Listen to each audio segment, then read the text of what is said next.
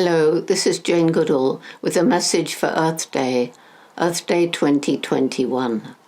It should be a day to celebrate the existence of planet Earth with its amazing diversity of plant and animal species, its beautiful forests and oceans, rivers and wetlands, prairies, and all the other wonderful habitats. A small green and blue sphere circling the sun. Of course, the sun has other planets, but planet Earth is our home, and it's our only home. So Earth Day is a day to reflect not only on the wonders of our planet, but also on the harm that we humans have inflicted on it. A few years ago, I was honored by the Cherokee people with a naming ceremony. The native name they gave me translates as Sister to Mother Earth. It's one of the greatest honors I've ever received. I was thinking about this the other day, and I fell into a strange state, a bit like a waking dream it was. I was somewhere in space, looking down on my sister Earth, so threatened by human activities. The waves of the sea seemed to be asking me to clean the water from pollution and plastic, and the fish wanted to be saved from huge drift nets, and all the animals of the ocean were desperate for a way to escape the non-stop terrible sonar noise. It was making their lives unbearable. The trees were reaching towards me with their branches, even as a giant machine was slicing through their living trunks, and the forest was weeping tears of sap, begging to be saved. The tall golden grass of one of the small remaining patches of the prairies was sighing in the wind, and everywhere the animals were reaching towards me. Frogs and water birds pleaded as their homes were relentlessly drained for yet another industrial complex.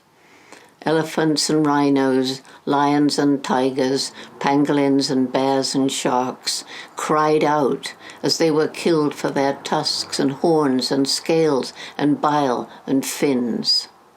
And there were animals struggling in vain to escape wild snares and leg-hold traps. Plants and birds and small mammals and the soil itself were slowly dying from the agricultural chemicals sprayed onto our food. And it was not only among these animals that there was pain and suffering and despair. There were millions of people living in poverty and children crying out with the pain of hunger.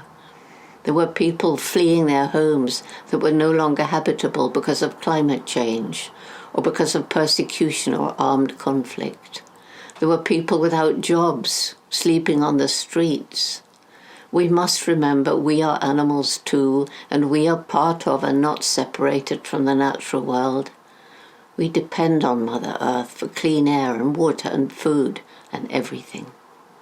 In my waking dream, I wept for Mother Earth, and then, softly at first, then louder and louder, came the pattering of feet and the hushed voices of hundreds, no thousands, millions of children. Children running to save the trees and the rivers and the oceans, running to help the animals and nurture the soil. "We're coming. We will save you. We will fight for you," they whispered. They were from every country, every culture, every religion. They were coming in togetherness, and they were reaching back to their parents and grandparents and their friends.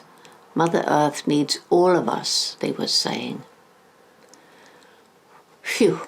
Well, now I'm back in my little attic room, my office and studio for the duration of this pandemic. What shall I say to you this Earth Day? It's a day to plan what we each can do to heal some of the harm that we've inflicted. We've all been affected by the COVID-19 pandemic in some way or other. So today, on Earth Day, let's remember that we brought this pandemic on ourselves by our disrespect of Mother Earth and our disrespect of animals. For we have created conditions around the world that made it easier for pathogens to spill over from animals to people and create a new disease. We created conditions such as the destruction of habitats, wildlife markets, factory farms, and the trafficking of animals or their body parts around the world. And at the same time, we inflict fear and pain on millions of sentient beings, each one an individual with his or her personality and emotions. We need to reflect too on this Earth Day how this same disrespect of the natural world has led to the twin threats to our future: climate change and loss of biodiversity. The effects of climate change are already apparent around the globe. On this Earth Day, let's think about how we can create a different and respectful relationship with the environment and with animals, and a new, more sustainable economy. And let's work to end discrimination, alleviate poverty, and reduce the gap between the haves and the have-nots, because it's this social injustice that leads to so much of the justifiable resentment and anger that can lead to rioting and violence. And of course, it also leads to misery. We must learn to live in peace and harmony with each other before we can all live in peace and harmony with Mother Nature and the animals. There's one important message I want to share with you. There are so many amazing people out there fighting for planet Earth, for her people, her animals, her environment, especially among the indigenous people who've been custodians of the natural world throughout their long history. Some amazing documentary films list the wonders of nature so that more and more people realize the importance of working to protect these wonders for future generations. There are companies working hard to ensure that their products are ethically sourced and produced.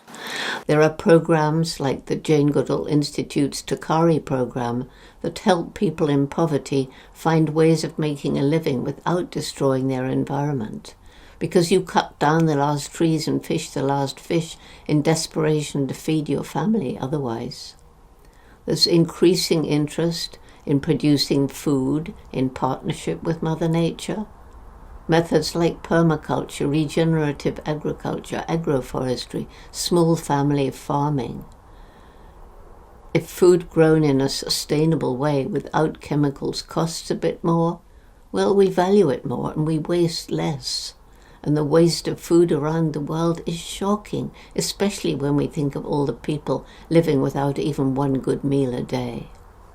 And innovative technologies are continually finding new ways for us to live in harmony with nature, as scientists use the brilliant intellect that we have been gifted with.